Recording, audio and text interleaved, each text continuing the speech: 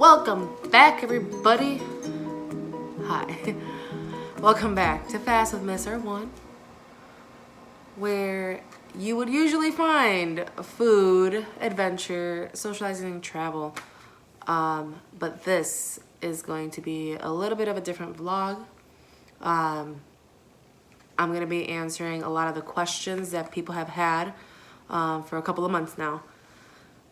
This vlog is going to be about my recent life event.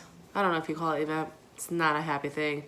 But I guess events don't have to be happy. A funeral's not happy. I don't know. Doesn't matter. Talking. It's, you know what? Let me just show you. This video right here, I think a lot of people have already seen it. I did not think it was gonna be seen by a lot of people. I think it's like 15 million or 16 million people saw it. And a lot of people have questions. So that's what I'm gonna do. So today was a great day at work. This guy that's not even like a customer came in wanting a loan, and he sat down at my desk. I started this vlog with the intentions of exploring Texas because I just moved from Texas, or from Chicago to Texas, at the beginning of March of this year.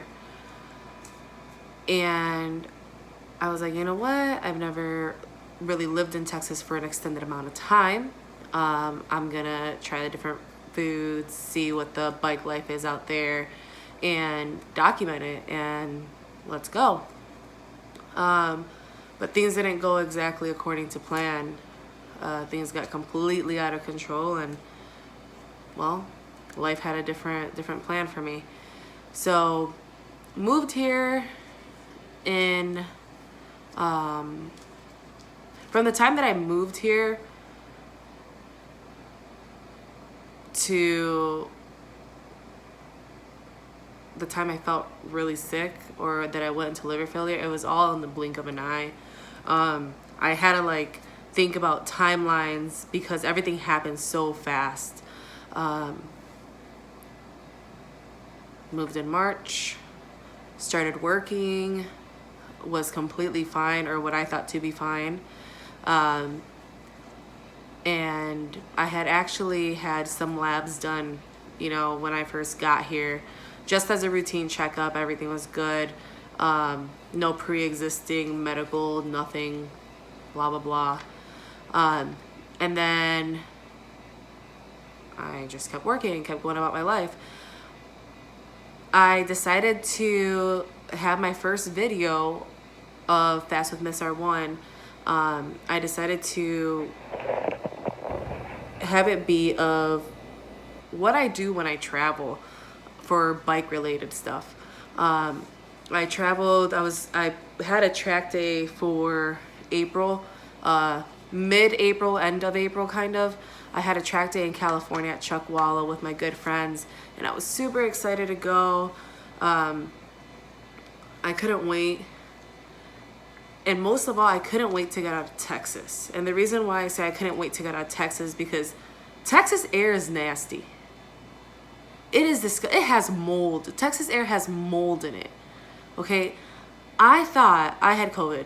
I promise you, I thought I had COVID because before I went to California, so I had been here, what, like maybe a month? Let's just say a month. I had been here a month. I got here early March. By early April, I was battling what I thought was COVID, but was just allergies. I went to the doctor, and the doctor said, no, ma'am, you do not have COVID. You have allergies. I said, that's a lie, doc, because I've never had allergies in my life. And it was not a good time. Like, I just felt completely horrible. I don't know how people breathe this air. It's gross. So I guess if you've never had allergies before, if you move to Texas, you will 100% have allergies here. Out to LA, met up with my friends. I was feeling amazing. in my mind, I was feeling amazing. Then, if I knew then what I know now, I would know that I was starting to get into health problems. I did my track day at Chuckwalla. Chuckwalla, if you do not know, is in Desert Center. So, as the name is, desert, all hot. I have ridden this track before. I've been in the Sioux. It was like 90 degrees outside. It wasn't too bad. It was a beautiful day to ride, but I could not hack it. I could not stay on the track for more than 2 laps before becoming completely exhausted. I know that a lot of my friends noticed that. I know that Key, who was my coach that day, she's like, girl, what's going on? You know, like, you gotta push, you know? And I was following her, and I couldn't keep up. Well, she's really fast anyways. I wouldn't be able to keep up if I wanted to. However, she was going slower. I couldn't keep up. I was extremely exhausted. I felt like I wanted to pass out. I've never had such... It was a good experience because I got to see my friends, but I've never had such a lousy experience on a track with my body response, I guess. I was a little nauseous here and there, and I was like, that's weird. Like, everybody's like, oh, they always, you tell somebody you're nauseous, everybody's like, oh, you're pregnant. Like, nah, I just ate some 3-day-old milk that was sitting outside, right? I was like, oh, maybe I just ate something wrong, But no, that wasn't it either. So, I get back home like late April, early May. And again, these are like rough times because there's just a lot happened. A lot. So, I noticed that fatigue that I was feeling on the track came with me. And I was so tired. Then I noticed things changing. And when I say things changing, I mean like my fluids were changing. What do you mean fluids? Oh, fluids. Like my urine was red-brown. And I was like, oh man, you know what? It is pretty hot here in Texas. Scorching. Maybe I'm dehydrated. I've been moving, like my stuff was in storage, I'm like doing a lot. Went to California, I'm doing too much, I'm stressed out, new job. So I was like, let me drink 3 days of water straight so my urine will clear up. My urine did not clear up. And people are like, oh, like you probably had a UTI. And I say this because a lot of females, like we are like, oh, it's just this. It's just a UTI. Let me go to the doctor. There was no like burning, no nothing, no smell, nothing that you would see with a UTI or any type of infection. It was nothing. It was just like a brown, super red brown like urine. It was weird. But I didn't feel dehydrated. So I started to become a little more nauseous like every day. Like to the point where like my appetite was kind of going away. But I was still trying to eat because I love food. So that really ruined my plans of like, oh, let me explore Texas and let me go eat different types of food and document it so people know where's the good food at, because I couldn't hold anything down, right? Not only was I nauseous, but I was throwing everything up. But that started very sporadically. The worst thing was I was just tired. Not tired like lazy tired. Tired like I can't get out of bed. I don't have enough energy, right? And I would say like that continued to get worse. So back to the urine thing. I think I lasted like 4 or 5 days with my urine that color. And then I was like, you know what? Let me call my doctor. Which I didn't have a doctor. But I still called the doctor. And I was like, hey, doctor, this is what's going on. Side note, My doctor's my uncle, so he hooked it up. He was able to see me right away. And what was it? May 6th. I went to the clinic and they did a culture of like urine, and it was like super dark, and like the nurses were like, oh my gosh, you have a UTI, and you know, we're gonna check for that and we're gonna put you on antibiotics, but they hadn't got the results back yet. So then my uncle comes in and he's like, no, we're not gonna do that because it's not a UTI. And that was when they found blood in my urine and protein in my urine as well. I'm not a doctor, so I'm gonna try to educate you all. I was like, there's blood in my what? Immediately I was like, this is weird. Like, I don't even know. I've never had blood in my urine. They're like, are you on your period? I was like, no, sir. No, I'm not. And then that like triggered like a little memory in my head. I'm like, wow, when's the last time I had my period? I didn't pay any attention to it. I'm very irregular, so I was like, whatever. I've been stressed out. You know how that happens and how that works, and we just kind of put it in the back of our mind. So then my uncle orders blood work, right? Because he's like, you know what? There's other things that I'm seeing in the urine that's kind of concerning.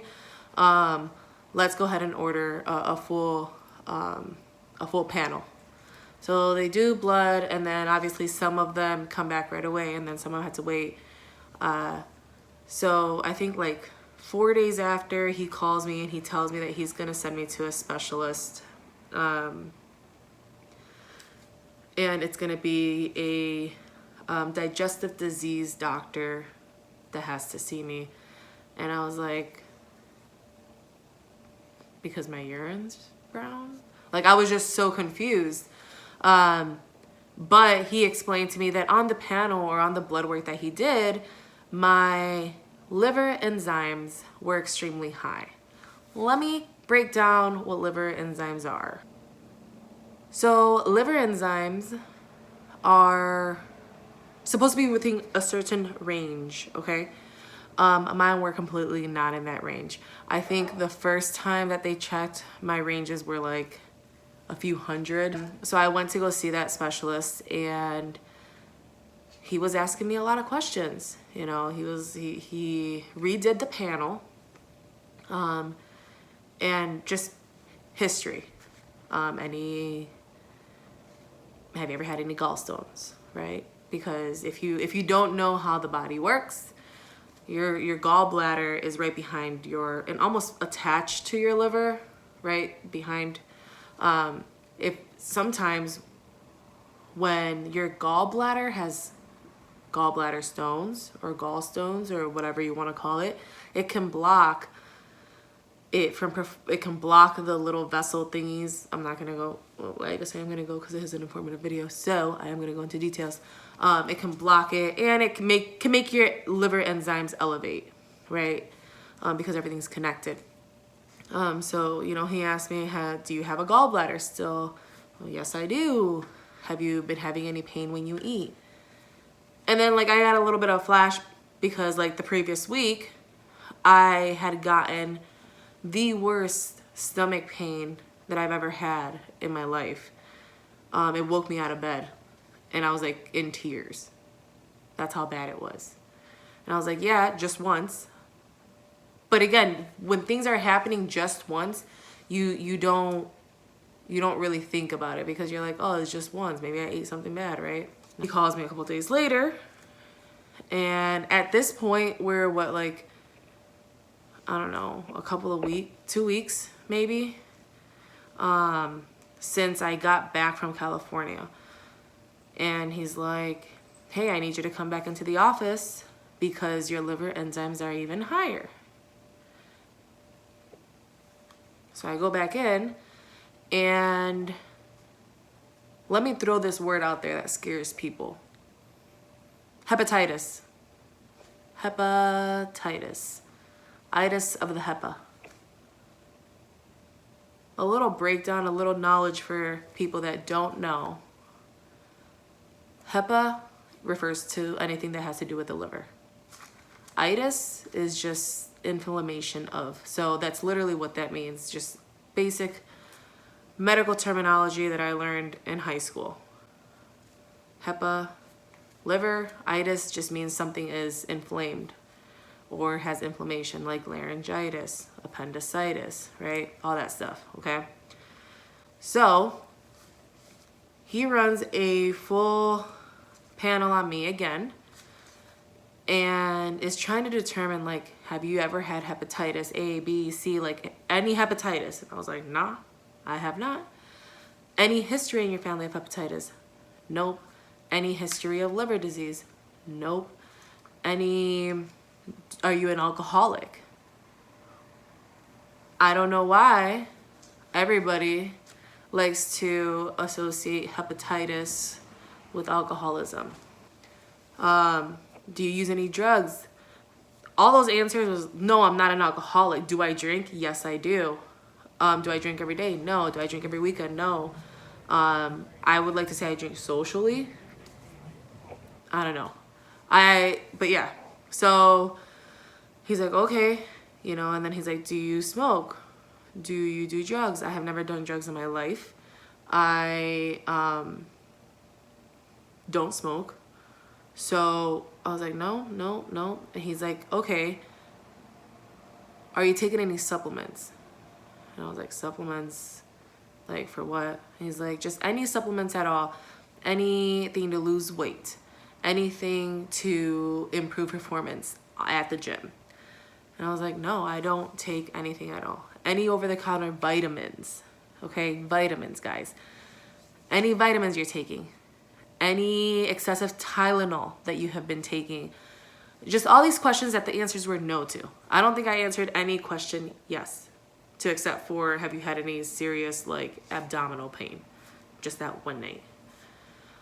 So he does a full panel again. Everything comes back negative. This is probably 4 days after that, because these labs take a couple of, and then you have to throw in the weekend, right? So as the days go by, my health is just rapidly declining. I think by that second appointment that, he asked me all those questions, I was telling him I couldn't keep anything down. At this point, I was already vomiting everything that I was eating. It didn't matter what it was. It didn't matter if it was healthy. It didn't matter if it was fatty, greasy, baked, water. It didn't matter what it was. I was throwing it up. And not like, I'm going to throw it up later. No, I was throwing it up like immediately. Like, I would eat and then minutes later I was throwing up, or I couldn't finish a meal without stopping and having to go throw up.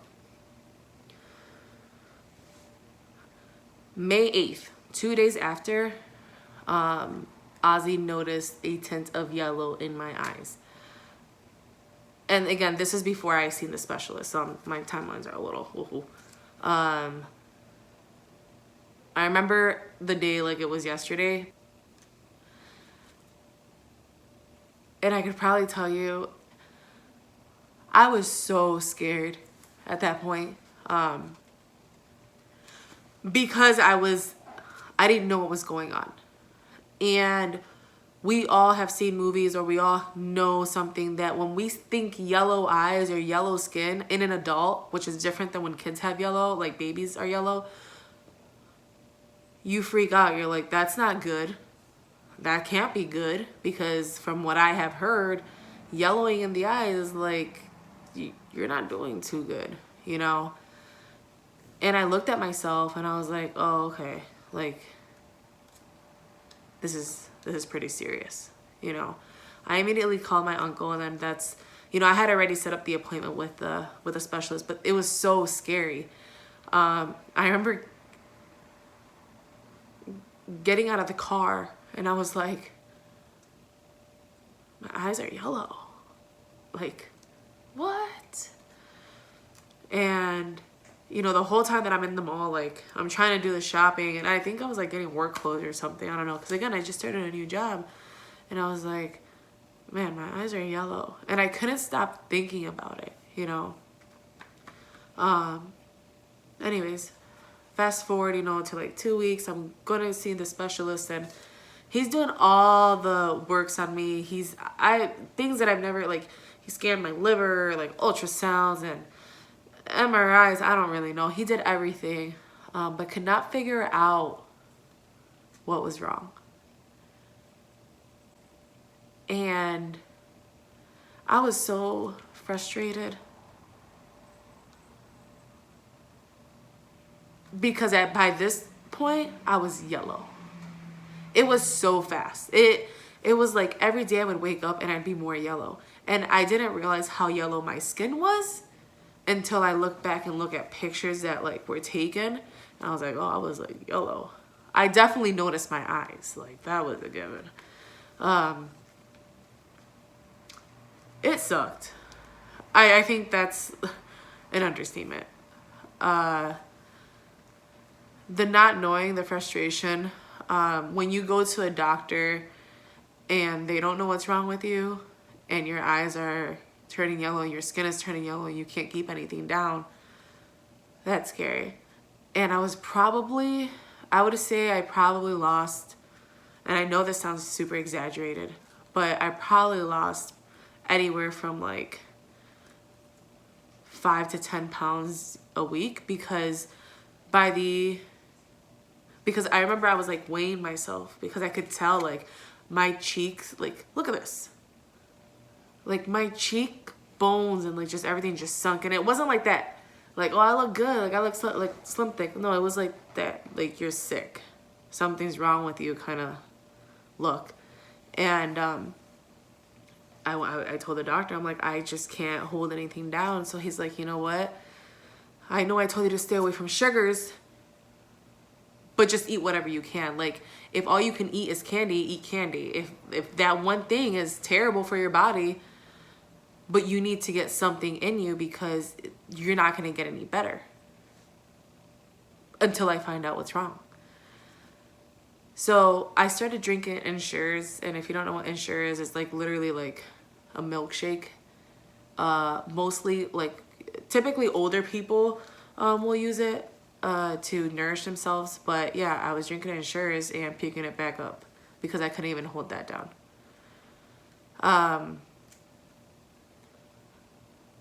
Oh, see, I forgot things. I became super itchy. I didn't have any rashes on my body, but I was just extremely, like my limbs were itchy. My legs were extremely itchy. I couldn't sleep because it was so itchy. So by this point, I'm so fatigued, I can't shower by myself. Like, I literally had to sit down in the shower to be able to shower because I was so tired. Getting dressed in the morning would make me so tired. In order for me to complete a day at work, by the way, I'm sitting the whole time at work. I have a desk job, so it's not like it's labor. But for me to get through a whole day at work, on my lunch, I would have to go take an hour nap. At work, I would be with customers and I would just get super nauseous and have to go throw up. By the time that I went back to the doctor and he still doesn't know what's going on, he's like, you know what? I'm gonna do one more thing. I'm gonna test you for really rare viruses, but that could cause this. It's like 2 viruses right here.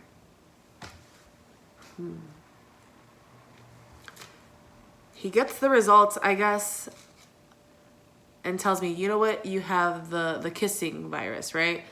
Mono, or Epstein-Barr virus. And I think like when we were younger, we all would hear of mono, like you get it from sharing drinks or whatever. But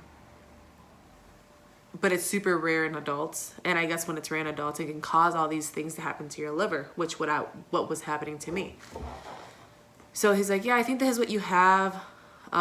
You should get better, you know, in a couple of months.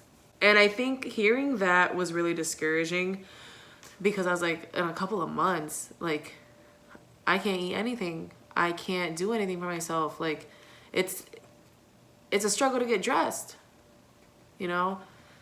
But okay, I came home and I was like, all right, well, at least it's something that is gonna go away. And then he calls me and he's like, hey, those labs came back, you know, from the last time I was just there. Because he was doing labs every time that I was going. Every week he was doing labs to see where my liver enzymes were at. And he's like, you know what? I need you to just take it a little bit slow, you know. I need you to take some time off work, maybe like a day or two, just rest to make sure that this virus gets out of your body. However, if you start to hallucinate, or if you start to become disoriented, go to the hospital. And I was like, why? Why would I become disoriented? Why would I hallucinate? And he said, because that is a sign of liver failure. And I was on my way home. Mind you, I'm still using GPS. And when I come home, I'm like, you know what? I think I gotta go to Walmart. Because I think I was gonna go buy Ensures or Milk Thistle. Because I was doing my own research. I was trying to take some Milk Thistle. You know, I was really doing my own research. So I reroute myself, and it's making me like a mile away from my house. It makes me go through this like little community. And I'm like driving through, minding my own business. All of a sudden, I see a damn peacock. A peacock. In San Antonio, Texas. Not at the zoo. And I was like, oh my God. I've never seen a peacock in the wild, right? I was like, oh my God, a peacock. And then I'm looking and I see more. Like dozens of peacocks. All different sizes. Some with the feathers, some without the feathers. So male and female, right? Some little, some big. And I'm like, oh my God, this is so cool. And then people are like walking out of their houses, right? Because these peacocks are like all over their houses, front door, porches. People are walking out and they're not even acknowledging. People driving, right, towards me because I'm on the road. I'm like, hold up. Why is everybody acting so normal? Why is nobody else recording this? Because it is 2021 and everybody records things, okay? Everybody stops and pulls out their phones and then they record it, okay? Nobody was doing that. I put the car in park. And I'm like, I'm hallucinating. I am hallucinating. I am going into liver failure. I was on myself. I was like, I need validation because there was kids coming out of houses and they weren't even paying any attention to these peacocks, okay? Kids are annoying. Kids like to chase birds, okay? None of these kids were chasing birds. The peacocks were in the middle of the road. Nobody was honking at them. I had to make a call because I literally thought I was dying. At that point in time, I thought I was hallucinating. I called Ozzy. I was like, I FaceTime him. I was like, look, you gotta help me out. You gotta help me out. Do you see peacocks? What? I flipped the camera. Do you see peacocks? He said yes. I wasn't going crazy. There's so many birds. In my mind, before I called anybody, because I also called my brother, okay? In my mind, I was like, oh shit, a truck carrying peacocks must have flipped over, right? Right? That makes sense. Think about it. Must have flipped over. All the peacocks got out. Must have been an accident. That's why there's so many peacocks here. And then I was like, whoa, what if that didn't happen? I don't really know San Antonio. What if there's a zoo close by and they all escaped? No. It is literally a neighborhood that protects peacocks. May 25th, 26th, I was like starting to get super scared because I was getting super, super, super yellow, super skinny, and nobody had answers for me. And my liver enzymes just kept getting worse and worse. But the doctor had said that it was going to take a couple months for me to get better and for my liver enzymes to kind of return back to normal. I remember that my friend Vixie, who works with XDL for the wheelie experience for the IMS shows and for the grand opening of Cycle Gear, you know, she wanted me to come out and help her with an event in Houston, and I was super excited to go. And I had already told her yes before I felt the way I felt, but I didn't want to back down. I didn't want to leave her hanging, you know, because they travel all over the United States doing this, and they needed help, and she's an amazing person, and I wanted to help her, and I knew it was going to be fun, and I was like, you know what? Not only is it going to be fun, but I get to see my friend. So I went out to Houston. Let me tell you, even driving was tiring.